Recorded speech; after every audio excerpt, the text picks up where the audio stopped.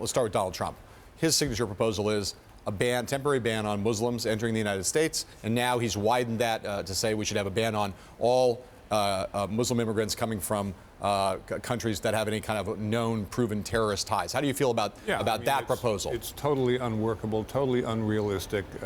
Mr. Trump is not betraying a deep knowledge of international affairs. You can't exclude people based on their religion, as I think Speaker Ryan or somebody pointed out today. It would inflame the situation, would make it worse. You probably have a worse lone wolf copycat ratio than without that. So I think that's a very poor idea.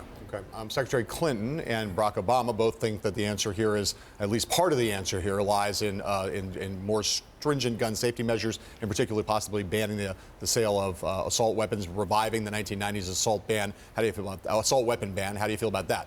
I'm not one that thinks the gun commits the offense. You know, the AR-15 was a standard military rifle, standard 5-shot rifle, and you know, if you alter it, which is illegal, you remove the pin, make it fully automatic, or put in a clip or a magazine of 20 or 50 shells, then of course that's quite different. But that's an independent offense, pulling out that clip.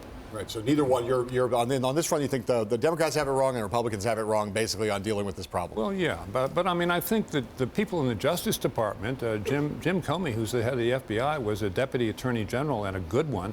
Loretta Lynch, who's the attorney general, headed the Eastern District of New York U.S. Attorney's Office. She knows this stuff, and if it's just a question of resources, the stakes here are so high. Now, the one delicacy is, I think you do have to acknowledge that there is such a thing as Islamic Jihad.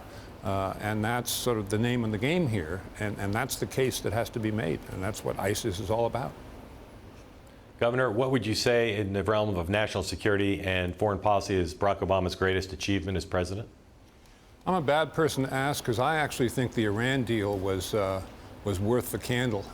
10 years, buying 10 years of slowdown there, that's a long time. And I do think, I had a few years ago lengthy conversations with former President Khatami of Iran, and I became persuaded by him that the people of Iran really do want to tilt Western. My hope is that in those 10 years they will tilt Western, and that would be a great blow for truth and justice.